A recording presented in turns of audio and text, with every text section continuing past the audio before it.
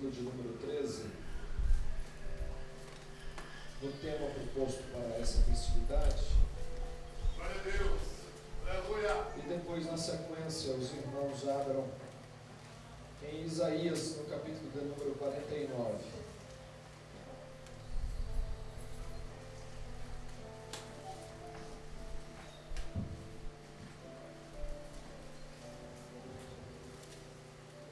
Quantos irmãos procuram, eu louvo a Deus por mais uma vez estar aqui nesta igreja. Estive aqui ainda esse ano ministrando no seminário. E naquela ocasião eu aceitei com o pastor Márcio o nosso retorno aqui para ministrar nessa festividade. Me honra muito estar aqui nessa noite ao lado do pastor Márcio, sua esposa, são meus amigos, e prazer muito grande estar adorando a Deus convosco aqui nessa noite. A minha oração é que a minha vinda aqui nessa noite não tenha sido apenas para um mero cumprimento de agenda, mas eu quero me colocar nas mãos de Deus para ser um canal de bênçãos para você que está nos ouvindo. Romanos, capítulo de número 13, o versículo 14. Romanos 13, ele é um capítulo que eu, em particular, gosto muito. Eu passei certa-feita 16 quartas-feiras ministrando em cima do capítulo 13 de Romanos, falando sobre autoridade espiritual. O verso 14 diz assim: mas revesti-vos do Senhor Jesus Cristo, e não tenhais cuidado da carne em suas concupiscências.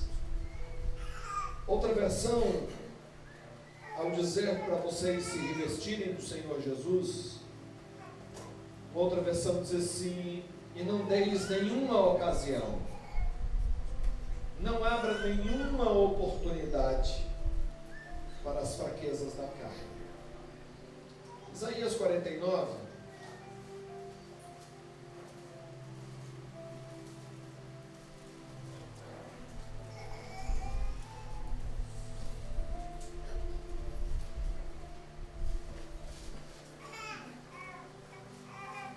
A Bíblia diz assim: ouvi-me, ilhas, e escutai vós, povos de longe.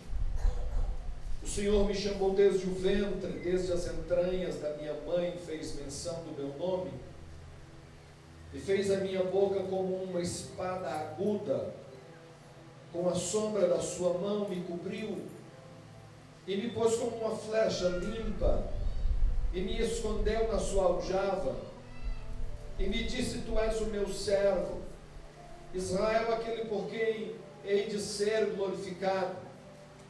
Mas eu disse: debalde, em outras palavras, em vão tenho trabalhado, inútil, e vãmente gastei as minhas forças. Todavia o meu direito, outra versão, o meu veredito está perante o Senhor, e o meu galardão perante o meu Deus. E agora diz o Senhor, que me formou desde o ventre para seu servo, que lhe torne a trazer a Jacó, mas Israel não se deixou ajuntar. Contudo, aos olhos do Senhor serei glorificado, e o meu Deus será a minha força. Disse mais: pouco é que sejas o meu servo para restaurares as tribos de Jacó, e a tornares a trazer os guardas de Israel. Também te dei para a luz dos gentios, para seres a minha salvação até a extremidade da terra. Assim diz o Senhor, o Redentor de Israel, seu santo, a alma desprezada, ao que as nações abominam, ao servo dos que dominam. Os reis o verão e se levantarão, os príncipes diante de ti se inclinarão, por amor do Senhor, que é fiel, e do Santo de Israel que te escolheu. Diga amém. Tome os vossos assentos, por favor.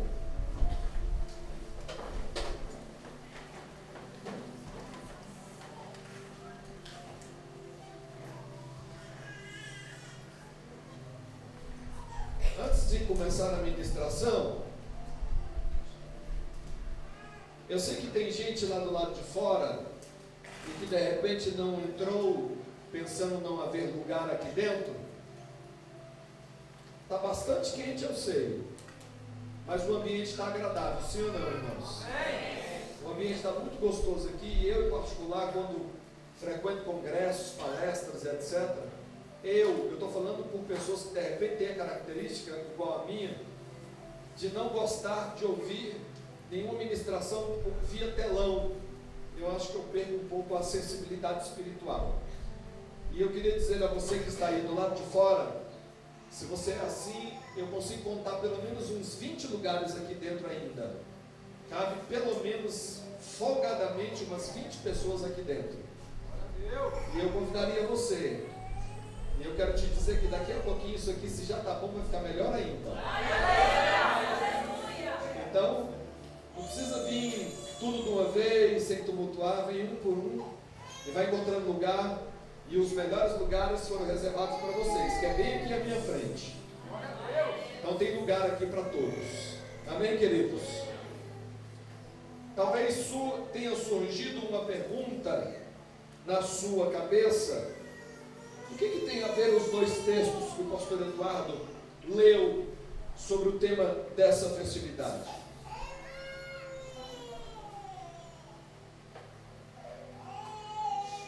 Dentro de alguns instantes você vai entender, mas eu gostaria de iniciar meditando um pouco sobre a palavra revestimento.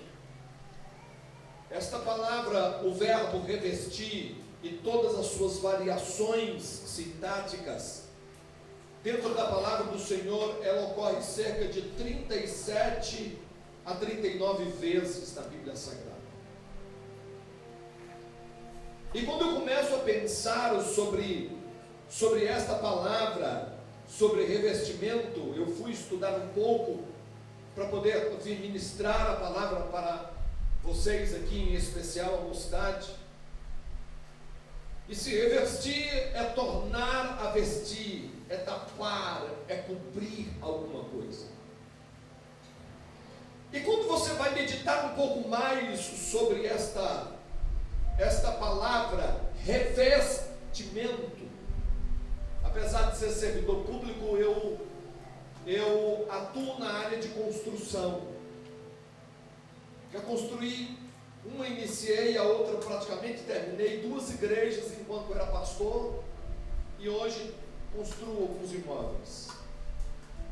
E o que eu acho mais interessante na construção é que por mais que você faça uma boa construção, o que vai dar um encanto a essa construção é a parte do acabamento.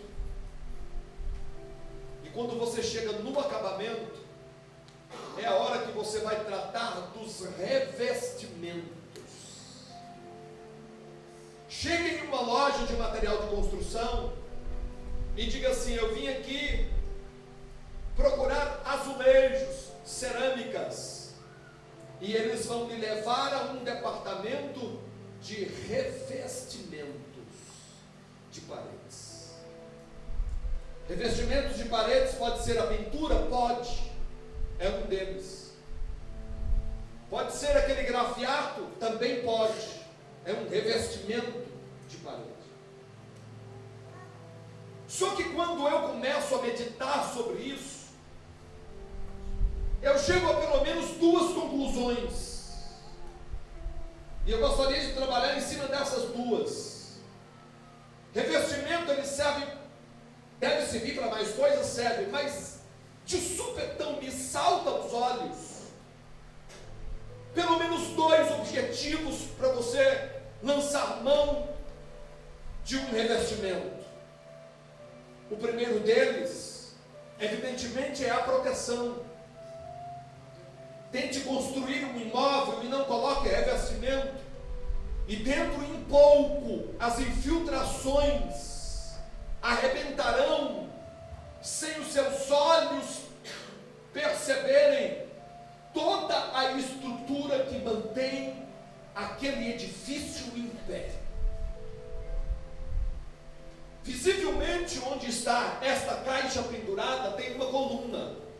Pode até não ser a base, mas tem uma coluna que aparentemente me parece ser uma coluna. Dentro dela deve ter ferros, armações, e isso, para continuar em pé, precisa-se de um revestimento, ou do contrário, as infiltrações ao longo dos dias, da semana, dos meses, dos anos, vão corroer a força e a estrutura que mantém esta casa em pé. Em primeiro lugar, é para uma segurança, e não se fala de segurança sem proteção, é para você proteger aquilo que é seu. Quando eu penso em revestimento, eu estou pensando em primeiro lugar em segurança, e em segundo lugar, eu estou pensando em acabamento, eu estou pensando naquilo que vai dar qualidade, naquilo que vai dar um encanto, uma beleza, aquilo que vai valorizar aquilo que é seu. Nós estaríamos muito bem aqui dentro deste ambiente, sem nenhum problema, se fosse tudo rústico, mas digamos, venhamos e convenhamos, estar aqui dentro, com todos esses detalhes, o grafiado que está aqui, a pintura que está aqui, acabou dando ao ambiente, a este ambiente, um lugar gostoso de se estar. Quando eu penso em revestimento, eu estou pensando em proteção, e eu estou pensando em acabamento, eu estou pensando naquilo que valoriza. Você quer ver só uma coisa? Normalmente o revestimento, ele não é pesado, ele vem para dar um detalhe no acabamento. Se você olhar para o seu corpo, se você passar a mão sobre o seu corpo, você estará tocando no revestimento do teu corpo. E o revestimento do teu corpo é aquilo que traz o encanto, é aquilo que traz a beleza aos olhos. Eu estou me referindo à sua pele.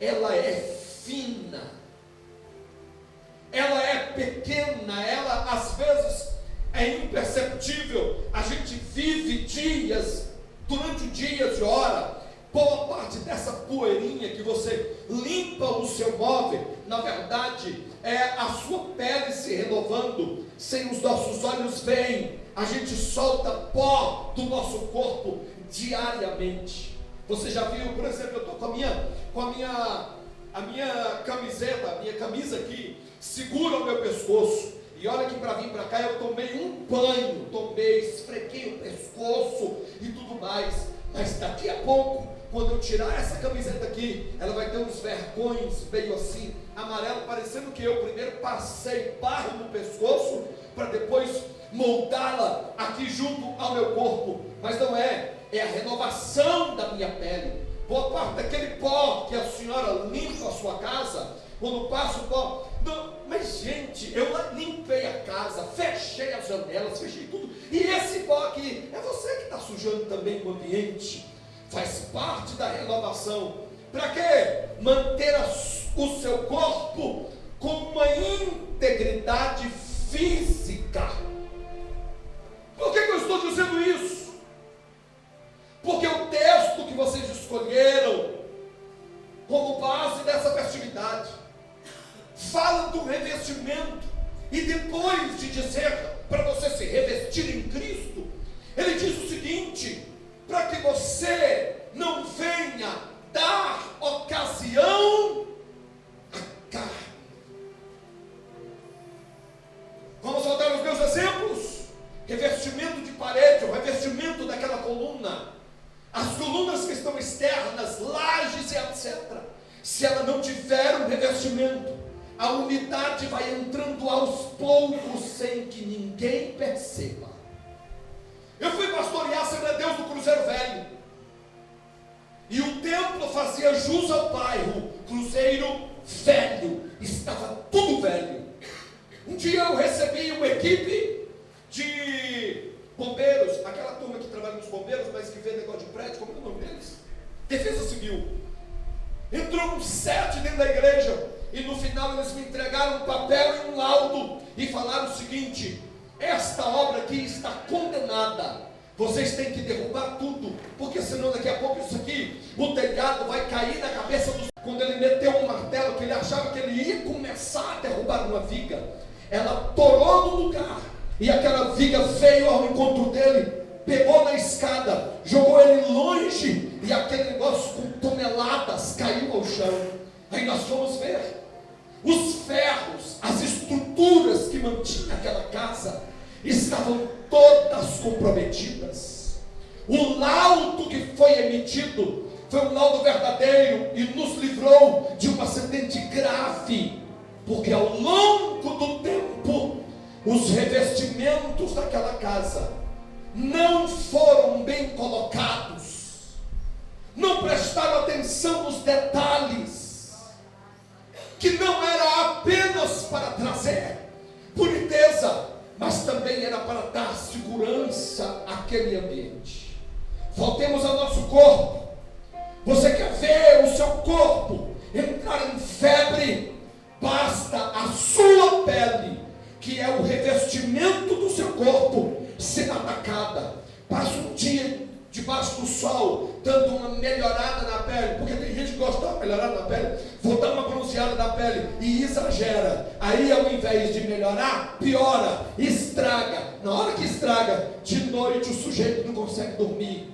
Normalmente quando a gente vai para os retiros, crente normalmente não anda por aí pelado, mas nos retiros às vezes a gente dá uma soltada, e o povo joga e tal, corre para um lado, corre para o outro, vai para a piscina, entra em piscina, sobe, dá de ponte e tal. Quando é de noite, eu já cuidei de crente dando 40 graus, quase 40 graus de febre. O que foi, pastor? A pele, o revestimento do corpo foi atacado. Eu já vi gente soltar bolhas pelo corpo, porque aquilo que aparentemente a pele não tem, nem tem vida em si. Você é que pensa que a pele não tem vida.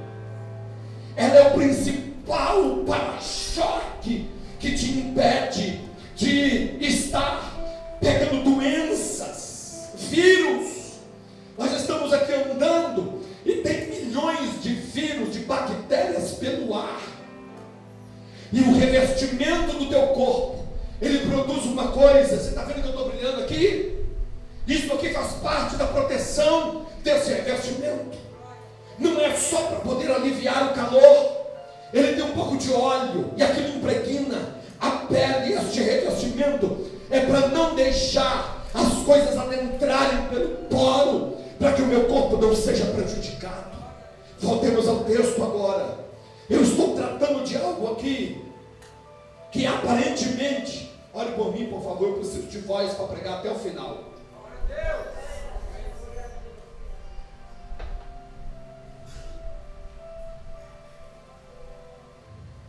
Eu estou tratando aqui de algo muito sério que ocorre dentro de nossas igrejas. O que, pastor Eduardo Ramos? A falta de zelo pelo revestimento. A falta de zelo pelo nosso revestimento espiritual tem causado desgraças na vida de muitas pessoas dentro de nossas igrejas. A Bíblia Sagrada diz assim: aquele que está em pé, olhe, não caia. Não caia. Como assim, pastor Eduardo? É porque você imagina que Satanás vai preparar para você algo escancarado para te derrubar? Como é que você imagina que o diabo trabalha na queda de alguém? Fulano estava tão bem, pastor, dentro da igreja, ele estava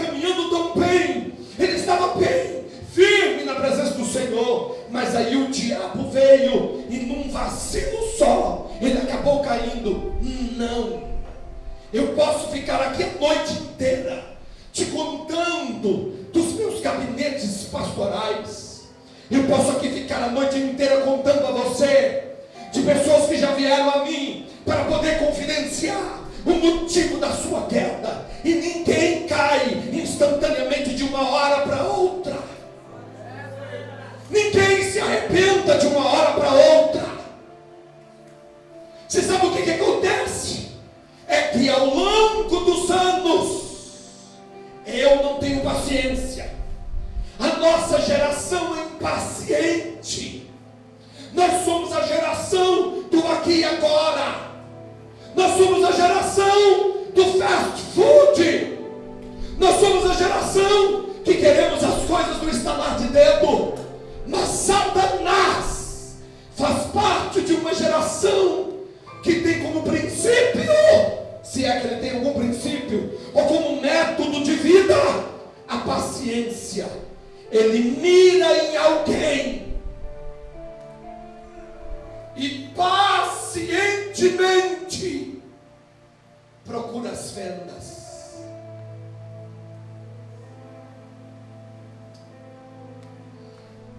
Pacientemente observa onde houve negligência no revestimento. Pacientemente ele vê a umidade entrando na brecha que nós, por um motivo ou outro, descuidamos. Você quer ver só uma coisa? Que isso lá na frente pode desembocar em uma doença grave e séria. É você ter um risco na pele, uma feridinha na pele, e você simplesmente deixar isso para lá. Um dia, quando você acordar, alguma coisa lá dentro se arrebentou. E passou por onde? Passou pela pele. Um ferro de estrutura como casas como essa não se gasta do dia para a noite. Não se corrói do dia para a noite. A Bíblia fala sobre traça. A Bíblia fala sobre ferrugem. A Bíblia fala sobre corrosão. E os senhores acham que isso acontece num estalar do dedo do dia para o outro? Não. Onde é que isso aí trabalha? Ele trabalha nas caladas da noite. A corrosão, a ferrugem, trabalha dioturnamente. Só que no pouquinho, no picadinho. A cada estação, a estação mais úmida, aí ele aproveita para poder trabalhar um pouco. Entrou aonde? Entrou pelas fendas e pelas brechas dos revestimentos mal colocados. Pegue uma obra bem feita, aonde o acabamento foi bem feito. Pode mandar água, pode mandar chuva, pode vir enxurrada, vai bater no revestimento e vai sair. Você toma banho no seu banheiro e nada infiltra. Por quê? Porque ali tem um revestimento de porcelanato, de azulejo ou alguma outra coisa que a água bate e não entra. Agora, se tiver uma fenda,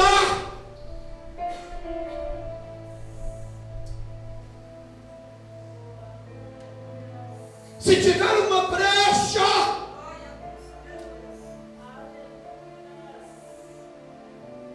por quê que o Espírito Santo resolveu colocar este texto aqui? Revestimos do Senhor Jesus Cristo, vírgula, e não deis ocasião alguma às fraquezas da carne.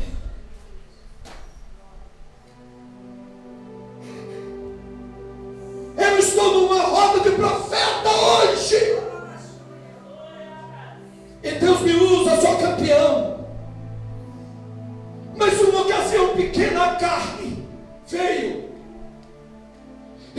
passo por cima daquele risco. Aqui na frente eu estou bem,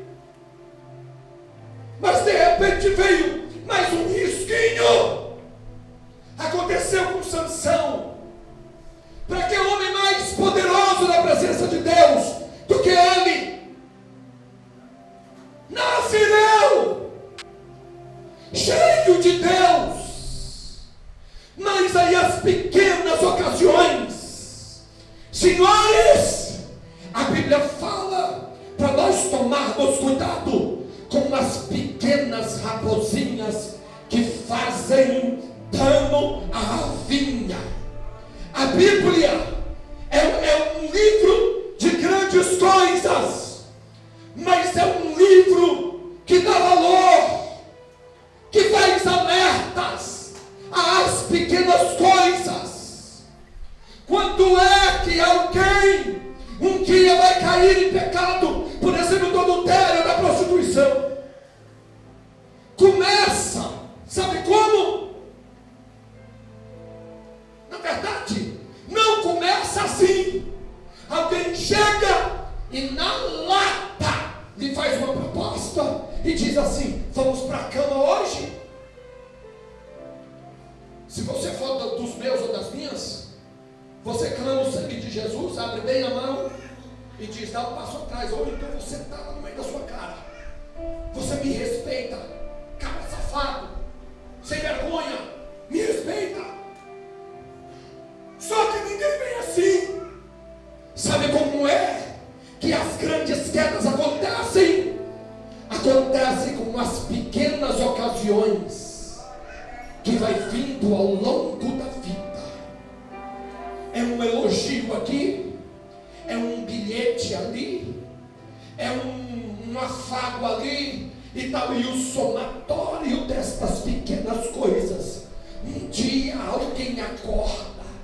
Eu vi uma pessoa dizer para mim o seguinte: um espírito entrou de fraqueza em mim, em um dia, quando eu estava numa roda de oração, e alguém disse assim: tem as mãos. E quando nós temos as mãos, a pessoa que estava ao meu lado pegou na minha mão e apertou um pouquinho mais. Aquela apertadinha a mais chamou minha atenção. Só que essa apertadinha a mais, somada com uma série de pequenas coisas, à frente, desembocou em quase uma destruição familiar, um pouco lá à frente. Eu não sei se eu estou sendo duro, eu não sei se eu não estou conseguindo me fazer entender, mas o assunto que eu estou passando para os senhores aqui hoje é um assunto por demais sério possível. Sabe por quê? Porque quando se fala de revestimento de Cristo, nós lembramos apenas daquilo que traz o encanto. O que é um jovem revestido de Cristo? Um jovem do reprepé, um jovem que canta, um jovem que ora, um jovem que tem prêmio de Deus na vida. E isso é o lado do acabamento, do revestimento, que traz valor. Como é bonito ver uma pessoa cheia do brilho de Deus, do brilho do Espírito Santo. Como isso é lindo. Mas a Bíblia, o Espírito Santo, Paulo se deixou ser usado pelo Espírito de Deus para deixar um detalhe aqui. Para que nós nos revestimos de Cristo? A gente se reveste para profetizar, para ganhar alma, para expulsar demônio, para falar de Jesus, para realizar a obra. Mas aí vem o Espírito de Deus e diz: Paulo, escreve aí.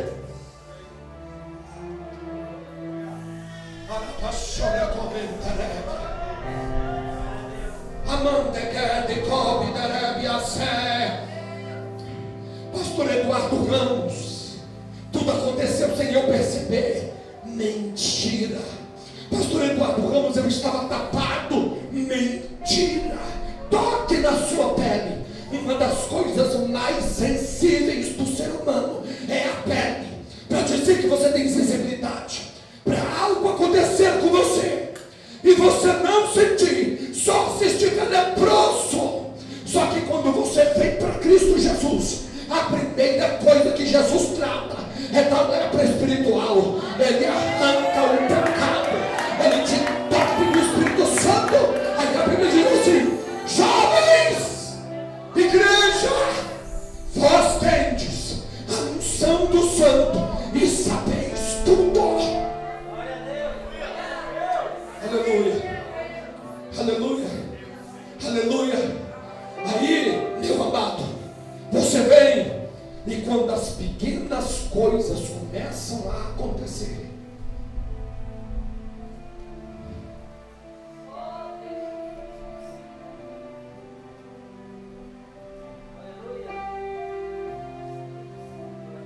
Tem um versículo na Bíblia, salvo engano, em 1 Coríntios, ou 2 Coríntios, capítulo 11, que a Bíblia Sagrada diz assim: para nós não menosprezarmos os ardis de Satanás. O texto que vocês escolheram aqui como base dessa festividade deixa muito claro que para este brilho ocorrer, você precisa tomar cuidado com as obras da carne, as fraquezas da carne. Por que, pastor? Volte no jardim do Éden.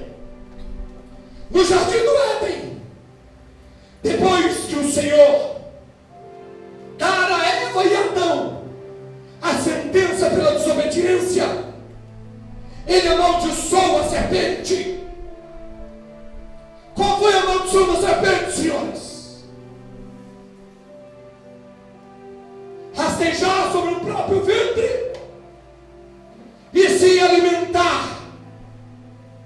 Se alimentar de quê, senhores? Está lá escrito. Diga mais alto. De que a serpente ia se alimentar?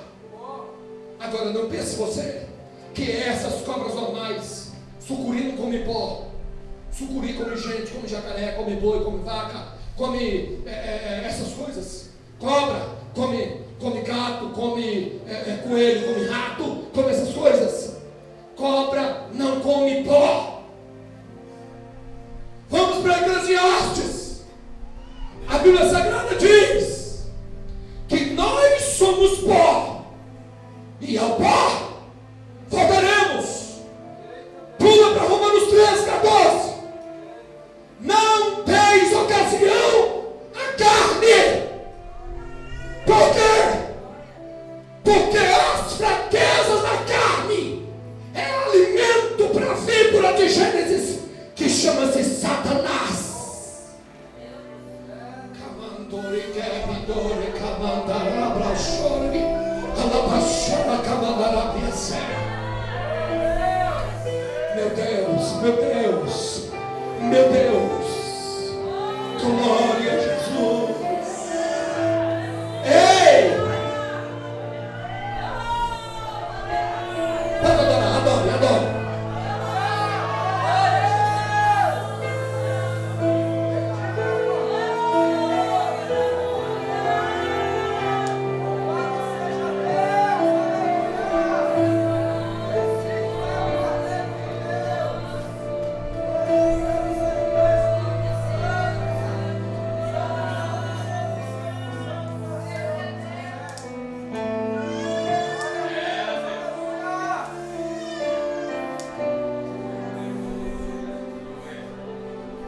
A minha forma de ministrar é essa.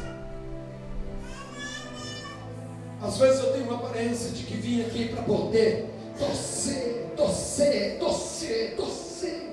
e apertar os parafusos para ver se você entra no eixo. Mas é só aparência. Eu, na verdade, estou aqui como ungido de Deus, como ministro do Senhor, para te trazer uma mensagem profética, porque eu tenho certeza que Deus está falando com gente aqui esta noite. E para te dizer que quando nós olhamos para este tema, jovens revestidos por Cristo, é a coisa linda, é o objetivo final. Vai em qualquer ambiente que você quiser, vai no ambiente sujos, podres, vai no Congresso Nacional, vai numa boate, vai em qualquer outro lugar, e aí você faz um paralelo entre a turma que frequenta a igreja e gente que frequenta esses ambientes. A gente ganha de 10-0, irmãos. Beleza, simpatia, em ordem, em qualquer situação, faz qualquer evento, os crentes dão de 10-0. Agora, para manter esse revestimento de Cristo intacto, impacto na nossa vida. Diga comigo, não é fácil, pastor. E não é fácil mesmo. Manter-se íntegro na presença de Deus não é fácil. Pergunte ao rapaz que o irmão lá foi visitar, lá no cárcere. Ontem era 11 horas da noite. Eu saí do meu trabalho. Alguém me ligou aos prantos e disse para mim: vem aqui, porque fulano de tal acabou de ser preso. E é alguém que é a corda do meu coração. E eu corri para lá. Saí às 11 horas da casa dessa pessoa, depois de sentar com ele e dizer o que aconteceu.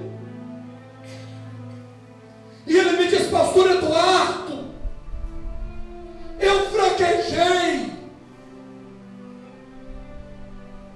Ontem, eu numa cadeira e ele na outra.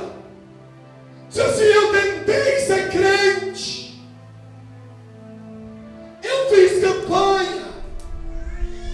Eu orei. Eu ouvi muita ministração sua. Mas infelizmente, toda a força que eu empreguei naquilo parece ter sido em vão. Porque o Senhor sabe, a carne é fraca. E mesmo sabendo da verdade, eu não dei conta de permanecer firme.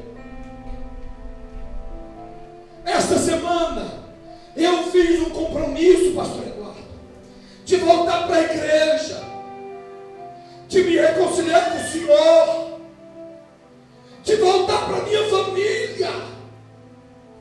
Eu falei com minha mãe hoje que era para ela orar, porque hoje à noite eu ia procurar minha família. Quando foi de tarde, Satanás passou-me uma rasteira e eu tive que parar na delegacia para poder auxiliar, para poder tirá-lo de lá. Ei! Quem foi que te disse que é fácil permanecer com o revestimento de Cristo intacto? Quem foi que falou para você que ser crente é como mastigar mamão com açúcar? Quem foi que disse para você que está no prumo, na vontade de Deus, é fácil? Quem disse a você que é fácil? Essa pessoa não conhece integridade. Ela não sabe o que é a vida cristã e não sabe o que é comunhão com Deus.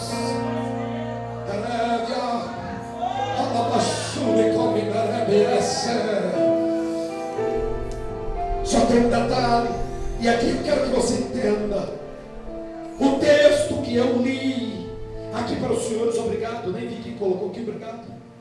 O texto que eu li em Isaías 49, o verso de número 4, há uma ordem de 1 a 7 aqui, e a ordem era para aquele homem do texto aqui, para ele ir desempenhar um trabalho para Jeová. E esse homem não é o profeta. O profeta é apenas o porta-voz. A ordem era que este homem ocasionasse um avivamento na tribo de Jacó. E ele foi.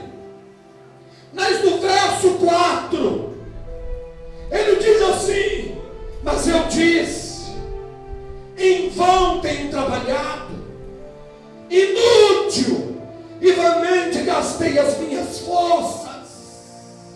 2 pontos. Eu fui pregar numa cidade chamada Sergi-Paraná, Rolim de Moura. Rolim de Moura, no estado de Rondônia. Quando eu coloquei meus pés pela primeira vez naquela cidade, era um congresso estadual de jovens. E quando eu terminei de ministrar ministrar uma mensagem. Era por volta de meio-dia. De tarde eu voltava para dar estudo.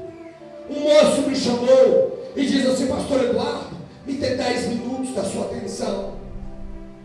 Eu falei assim: é 10 minutos, porque eu tenho que ir no hotel, tomar banho, passar roupa, trocar de roupa, almoçar, para chegar aqui às 14 horas para ministrar um estudo. E ele diz assim: prometo não demorar mais do que isso. Mas sabe o que aconteceu? Eu conversei com aquele rapaz de meio-dia até 2 horas da tarde. Não almocei, não tomei banho e emendei de manhã até a tarde com a mesma roupa, com fome, para ministrar no estudo da tarde, porque a conversa daquele moço era séria demais. Ele chegou para mim e disse assim: eu sou o líder de uma das maiores mocidades que está aqui em Rolim de Moura. Mas ele disse assim: pastor, eu sou uma farsa. Como assim, moço? Você é uma farsa? Ele disse assim: eu sou uma farsa. O meu pastor me convida para pregar no lugar dele e eu vou. E quando eu vou, eu consigo falar bem do público. Mas eu sou uma farsa. Lá na minha igreja, o meu pastor tem vice. Mas a pessoa mais requisitada dentro da igreja sou eu. Porque o vice, ele não dá conta de falar. Ele é fraquinho demais. O conhecimento bíblico dele é desse tamanhozinho em relação ao meu. Mas eu sou uma farsa. Eu sou líder de jovens. Eu lidero dentro da igreja alguns trabalhos e ainda dou aula da escola bíblica dominical. Aí eu falei: por que você é uma farsa? Aí ele começou a elencar, ponto por ponto, do que aquele rapaz, por que aquele rapaz era uma farsa. Ele disse assim: eu estou na igreja, mas eu sou capaz de fazer isso. Eu venho na igreja, dou aula na escola dominical, mas depois eu saio e faço isso. E aí ele foi falando, ele foi falando, ele foi falando, ele foi falando. E ele falou assim: e aí, o senhor acha que eu sou ou não sou uma farsa? Deu muita vontade de falar para ele que ele era, mas eu não podia. Pastor, mas ele não estava enganando alguém dentro da igreja? Não! Ele não estava enganando absolutamente ninguém.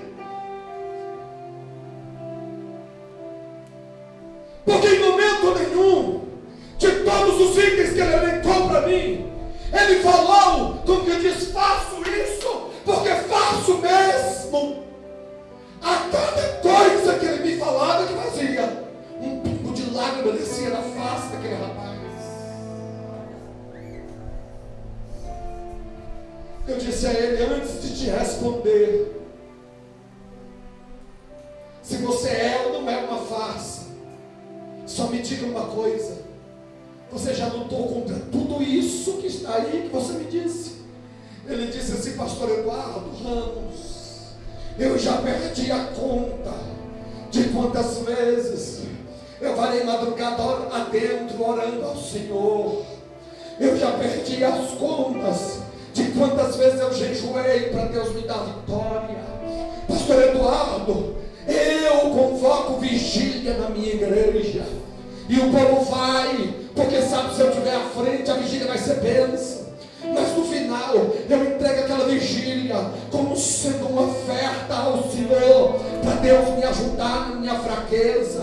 Irmão, uma pessoa dessa não é farsa dentro de igreja. Uma pessoa dessa, sabe o que ela é? Ela é, na verdade, realidade de muitas pessoas que se assentam em bancos como este, e que se contar para alguém que não pode contar, não é qualquer pessoa que consegue ouvir isso, porque se ouvir, joga ele no chão e põe o pé na goela dele e diz: miserável, farsante, você tem que ser disciplinado e tem que cair fora daqui. Alto lá! Essas cadeiras aqui, esses bancos aqui, nesta igreja, não foi feito para gigante espiritual, não. Isso aqui é para gente fraca. É gente que está aqui lutando para ver se chega no céu.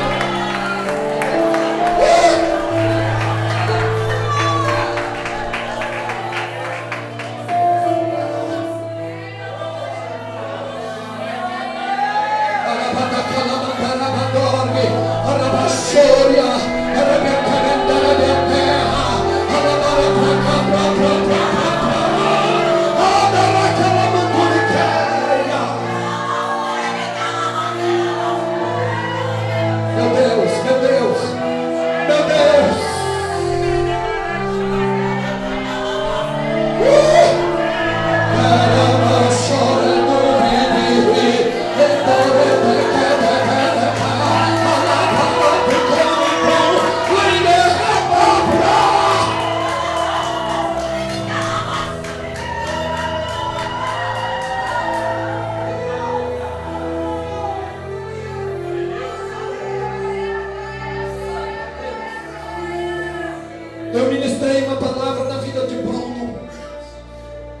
dizendo o nome dele.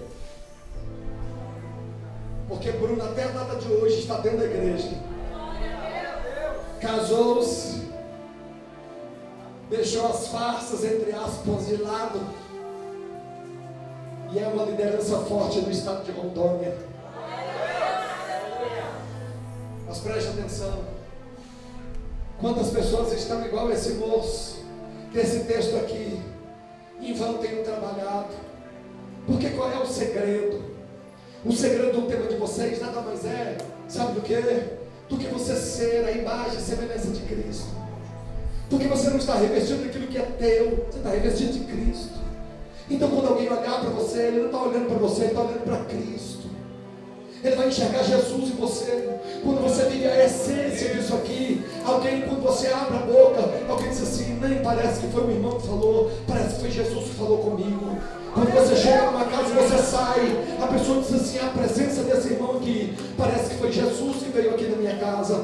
É a essência. Mas viver isso não é fácil. Viver isso não é fácil, porque é aquela serpente que vive de pó, que come de carne, se aproveita das arestas que nós vamos deixando ao longo da vida. Essa serpente ao longo da vida, ela vai te perturbando, ela vai comendo desse pozinho, desse arranhãozinho que vai ficando na nossa carne para trás. E aí tem gente que não sabe o segredo do que é permanecer na presença do Senhor. Qual é o segredo, pastor? Na verdade não tem segredo. O negócio é uma determinação. Eu estou fraco? Estou! Mas e aí? Eu vou para o mundo? Eu vou fumar narguilé, como você falou? Eu vou dar uma cheirada? Eu vou me acabar na prostituição? Não! Eu estou fraco! É aqui que eu vou ficar até Jesus me libertar. É aqui. Pergunte para qualquer desviado, e ele vai te contar a história que eu estou te pregando aqui hoje. De alguém que lutou, e depois chegou numa conclusão: trabalhei em vão.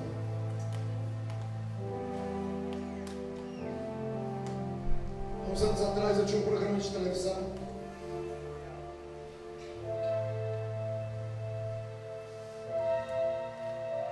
E um moço que congregou comigo, por nome Nailton, me ouviu pregar na televisão.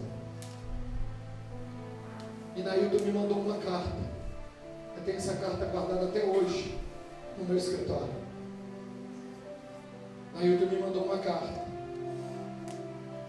dizendo mais ou menos isso: pastor Eduardo,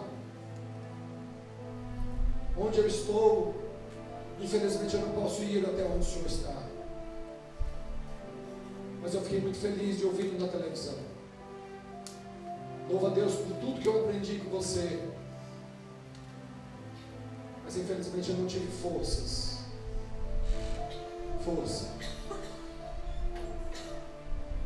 Ailton me mandou uma carta, porque ele está aqui morando pertinho de vocês, pertinho de mim. Eu moro aqui vizinho, moro no Mangueiral. Ailton está bem ali à minha direita. Se é que está lá até a hora de hoje, se já saiu, não lembro. Se alguém souber dele, me fale. Mas a última notícia que eu tinha dele, ele estava na Papuda. Algumas vezes eu fui ministrar, não pude ministrar palavras. Falei, Nailton, não tenho como. Eu era convocado pelo meu pastor presidente. Eu tenho um evento hoje, meu pastor presidente me chamou, vai me substituir. Ele ia, as pessoas me ligavam. Graças a Deus pelo moço que você mandou te substituir, pastor. Bênção pura, continue assim. Nailton estava me contando apenas uma história de alguém que estava dentro da igreja e que não teve força. O escritor aqui disse assim: em vão tenho trabalhado, inútil, somente gastei as minhas forças. Se tem uma coisa que é ruim, é você se sentir inútil, um fracassado. É como diz aquela história: nadei e morri na praia. Quantas pessoas, pergunte aos desviados das lutas que eles tiveram: eu lutei, pastor, eu ia para oração, minha mãe orava, o pastor orava, eu me ajudava, mas infelizmente tudo que eu fiz foi em vão. Não pense você que nessa luta é só gente fraca. Ah, pastor Eduardo, não permanece na igreja porque simplesmente não quis, porque se quiser permanece, porque é fraco demais. Irmão, cuidado em dizer isso, em chegar a essas conclusões. Cuidado. Sabe por quê?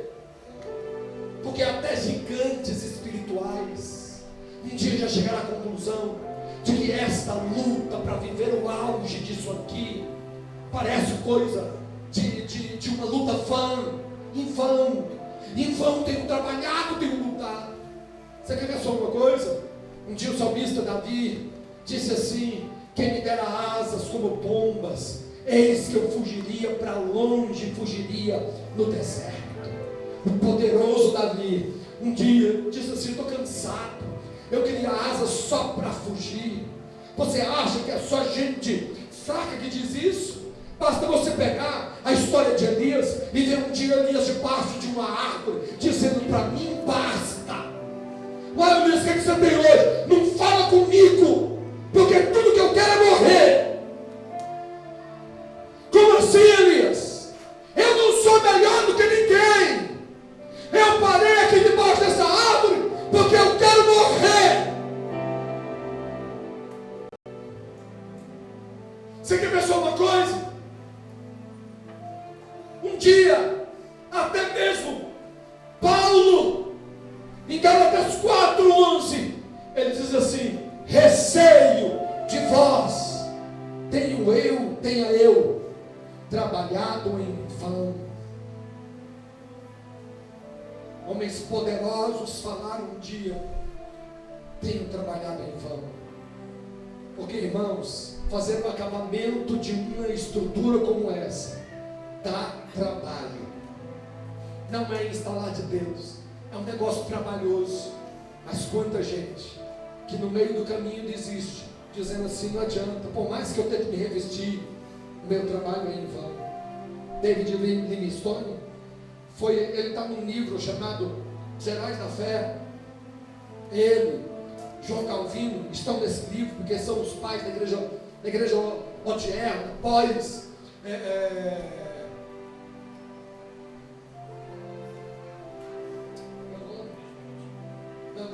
depois da igreja primitiva teve o Lutero, pós-Lutero, pós-reforma, era o que eu queria dizer. E um dia ele passou 23 anos na África. Quando terminou, ele disse assim: receio que agora estou perto da morte, tenha eu trabalhado em vão, porque quando eu morrer, virá Satanás e vai arrebatar essa gente aqui. João Calvino disse o mesmo. Você vai encontrar outros homens que andaram poderosos, que pregaram na Índia, por aí afora, dizendo: trabalhei em vão. Agora eu queria parar com isso aqui só para te dizer uma verdade. O personagem de Isaías 49:4, que diz aqui: tenho trabalhado em vão. Se você prestou atenção no que eu li, você viu características de Jesus Cristo aqui nesse texto. O verso 3 diz assim: e me disse: tu és meu servo, e Israel aquele por quem hei de ser glorificado. Esse versículo aqui me lembra quando o anjo chegou, apontou para Jesus e veio a voz e tal, na hora do batismo: esse aí é meu filho amado, em quem a minha alma se compraz. Mas vamos um pouco mais à frente. Os versos à frente deixam claro que esse texto aqui estava tratando de Jesus Cristo. Como assim, pastor? Olha só o versículo número 6. Disse mais: pouco, isso aqui já era uma resposta de Deus para ele. Pouco é que sejas o meu servo para restaurares as tribos de Jacó e tornares a trazer os guardas de Israel. Por que eu digo isso aqui a Jesus? Porque em João 1:11 diz que ele veio para os céus, mas os céus o rejeitaram. Mas a todos quantos creram nele, deu-lhes o poder de serem feitos filhos de Deus. Aí o texto aqui no verso 6 completo diz assim: também te dei para a luz dos gentios, para seres a minha salvação até a extremidade da terra. Olha que coisa interessante. Se eu encontro nesse texto aqui a pessoa de Jesus e volto aqui nesse texto 4, que diz assim: em vão tenho trabalhado. O dia que eu bati os meus olhos isso aqui, a minha alma se encheu, irmão. Sabe por quê? Porque você dizer que Paulo disse que tenho trabalhado em vão, isso aí é fácil. Davi, Elias. Agora, Jesus dizer, mas Jesus falou, o texto está aqui em Isaías 49, mas em que ocasião, pastor Eduardo? Ele falhou com os pecados da carne? Não, meu irmão. Olha só, isso aqui é um exemplo para quando você lutar, achar que estiver lutando em vão, você saber que até nas lutas do Senhor, ele também achou que tinha trabalhado em vão, porque a ordem aqui era para Cristo. O texto 2 diz que ele era como uma espécie de seta, que estava na aljava, que tinha que ser lançado reto, e Jesus fez tudo o que o Senhor mandou. Ele veio para os céus, ele curou leprosos, ele expulsou demônios. Joséfo disse que na época de Jesus, Roma estava tão devastada, que se o imperador romano, aquela luta de 70 depois de Cristo, se Roma não tivesse sido destruída, o próprio Deus destruiria. Não Roma, Jerusalém, melhor dizendo. Eles estavam tão devassados, que se Roma não tivesse destruído eles, o próprio Deus teria destruído. Nunca se ouve, em uma época bíblica, momentos de maiores manifestações de demônios do que na época de Jesus. O povo estava longe e Jesus veio, mas Jesus pregava, e aí o povo uma hora aceitava, quando era milagre aceitava, quando Jesus falava: quem não comer da minha carne, não beber do meu sangue, não tem vida em si, ele saiu. Uma hora Jesus pegava a palavra, eles pegavam em pedra para atacar o Senhor. Humanamente falando, aqui eu estou dizendo humanamente falando, se pegar essa turma aí de sucesso, essa turma que analisa como é ter 10 passos de sucesso, eles vão olhar para a vida de Jesus e eles não vão encontrar sucesso na vida de Jesus. Alguém nasceu numa manjedoura, teve um povo, de repente o povo abandonou, no final até os 12 o abandonaram, morreu em uma cruz. Eu acho que o auge, quando Jesus diz assim: tenho trabalhado em vão, foi quando Jesus entra em Jerusalém, e lá do alto, antes de entrar, no dia da entrada triunfal, o Senhor Jesus exclamou: Jerusalém, Jerusalém, que mata os teus profetas e apedrejas os que a ti são enviados. Como eu quis te juntar, Jerusalém, como a galinha junta os seus pintinhos debaixo de tuas asas, mas tu não quisestes, tu não sabes o que a tua paz pertence. Ora, Jesus está aqui dizendo o seguinte: eu vim para vocês e vocês não quiseram Jerusalém. Mas só tem um detalhe. Agora olha o verso 4 de Isaías 49, depois de 2 pontos, quando ele diz assim: vão ter trabalhado, 2 pontos, todavia o meu direito, troca essa palavra direito, porque no original isso aqui é veredito. Ou seja, o que é veredito? É quando alguém bate martelo. Ele diz assim: mas todavia o meu veredito está perante o Senhor, e o meu galardão perante o meu Deus. Jesus veio para os seus o rejeitaram, ele morreu numa cruz, mas ao terceiro dia ele ressuscitou, andou 40 dias aqui e ali, e depois de 40 dias ele foi assunto aos céus. Depois veio o Espírito Santo, enche os discípulos do Espírito de Deus, e a primeira pregação de Pedro, quase 3.000 almas se converte aos pés do Senhor. E nós que outrora éramos gentios, agora somos igreja. Por quê? Porque humanamente falando, ele falhou em relação a Israel, mas no plano espiritual ele se tornou luz dos gentios. E aqui estou eu, debaixo da unção do Espírito do Senhor, pregando a palavra de Deus para você. Por quê? Porque o veredito final pertence a Deus. Para concluir, pastor Eduardo, o que isso tudo tem a ver comigo? O que tem a ver com você é o seguinte: é que para você chegar a ser um moço revestido por Cristo, inabalável, vida íntegra e abençoada, isso aí tem um custo, um trabalho pesado, lágrimas, promessas, jejuns, orações, quedas, reconciliações, vergonha, e assim vai. E a nossa vida é essa misturança toda. E muitas vezes a gente tenta desistir, mas eu encerro a minha ministração dizendo a você o seguinte: que nenhum dos fracos que estão aqui estão hoje sendo usados por Deus.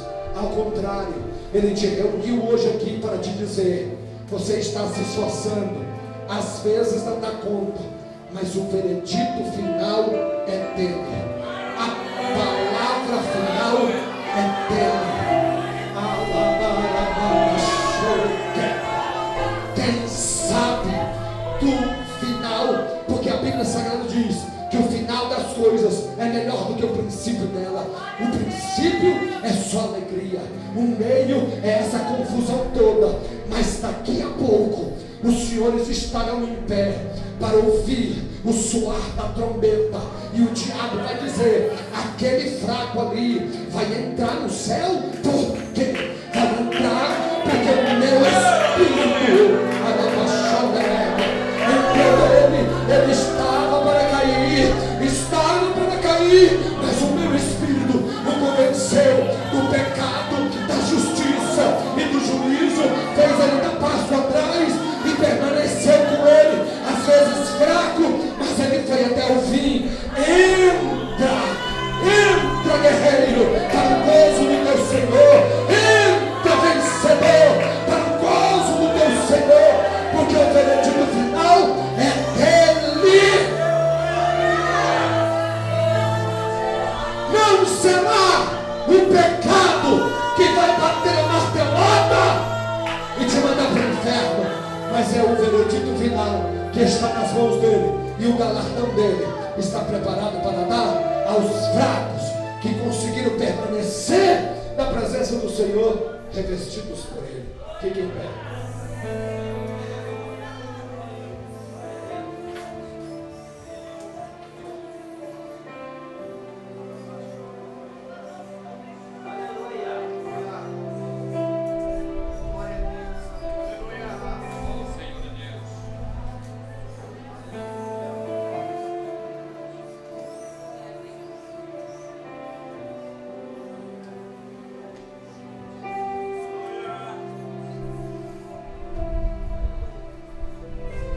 Se eu pudesse dizer, para quem foi que organizaram um congresso como esse, congresso de jovens, serve para quê, pastor Eduardo? Congressos de jovens são feitos exatamente para os crentes fracos da igreja. Ainda tem gente que diz assim: irmão, tem gente que só dá glória a Deus de congresso em congresso. Elias também era assim. Só dava glória a Deus a cada visitada de anjo. Nós visitava, dava água para ele, ele ficava alegrinho, andava um pouquinho, daqui a pouco. Mas por que eu estou dizendo isso?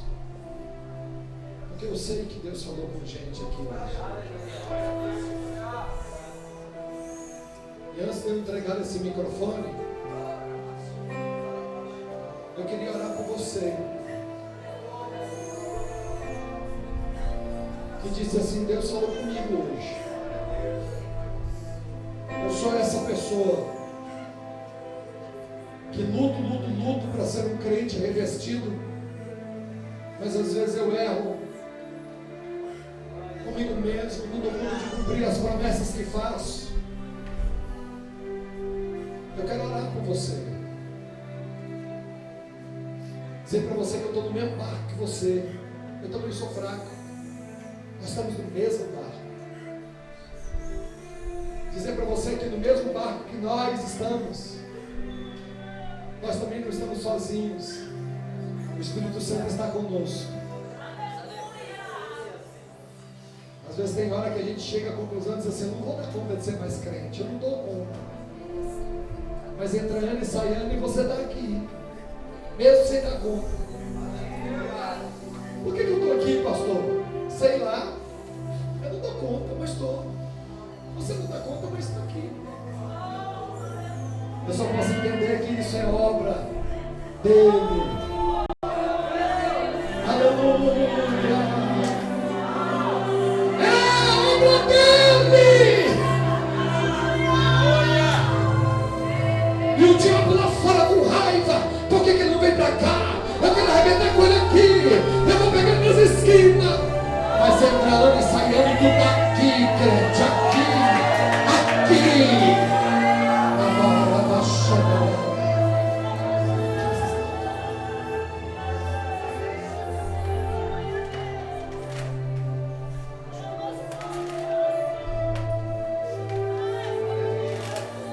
Sai do teu lugar e vem buscar em Deus graça para você caminhar um pouco mais na presença do Senhor. Vem buscar graça na presença do Espírito Santo. Vem. Glória a Deus. Glória a Deus. Quem te conhece às vezes te ataca. Quem te conhece às vezes não te compreende.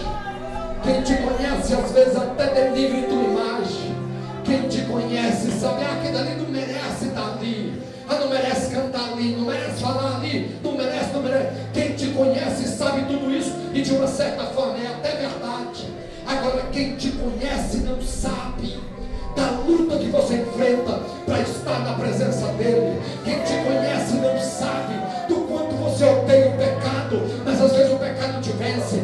Quem te conhece não sabe que apesar de ser fraca, você quer entrar no céu. Quem te conhece não sabe que apesar da tua fraqueza, o Espírito Santo não te condena.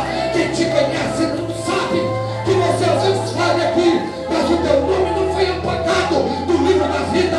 Quem te conhece não sabe do quanto Deus te ama.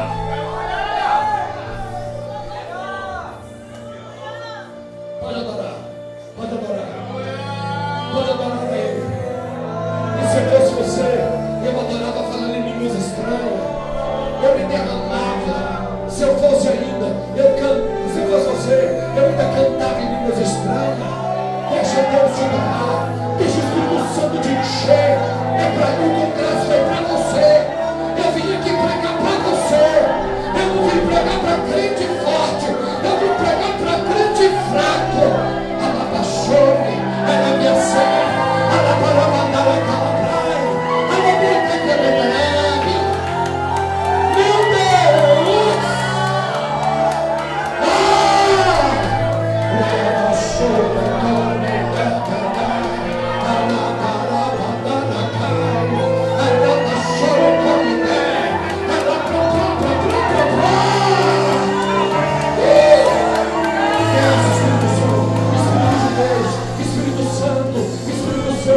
reveste o teu peito, reveste, tens um novo manto de revestimento do teu Espírito, revestido de Cristo. Aleluia, aleluia. Preciso de ti.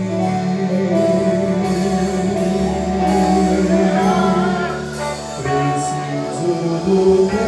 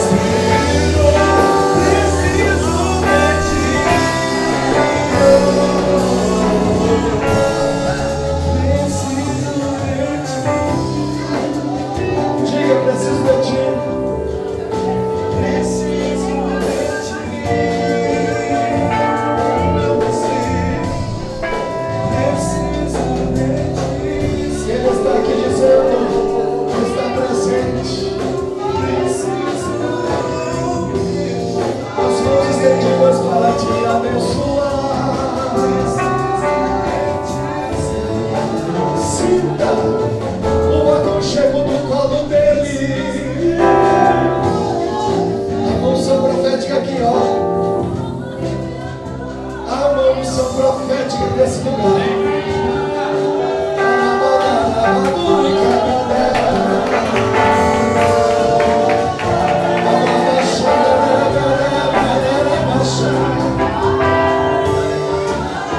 Recebe o retorno de Deus. Cadê o cara profetizar? Cadê o cara pregar? Recebe!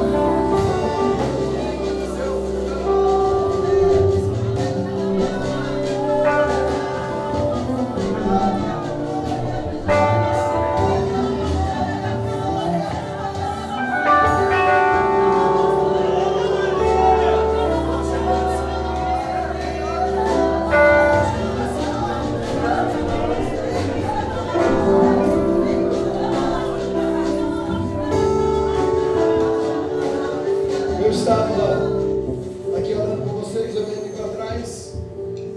Olha que interessante que eu encontrei aqui. Um livro. Wallace, é você? Olha que interessante. Do nosso irmão Wallace.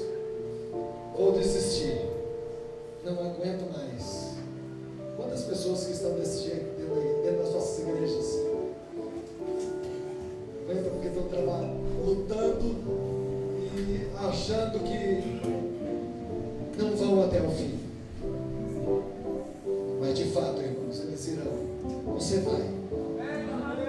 Diga para quem está ao seu lado, você vai até o fim. Diga para ele, igual Deus falou para Daniel: tu, porém, meu filho, vai até o fim. Deus abençoe, irmãos. Deus abençoe. Ele disse: vai me dar esse livro aqui, ó. Bênção pura. Eu vou guardar. Deus abençoe. Você tem mais aí desse livro aí? Não tem? Depois procure, irmão. O título é muito bom e eu creio que deve ser bênção pura. Amém? Dá um abraço quem está ao seu lado. Deus abençoe. Pastor.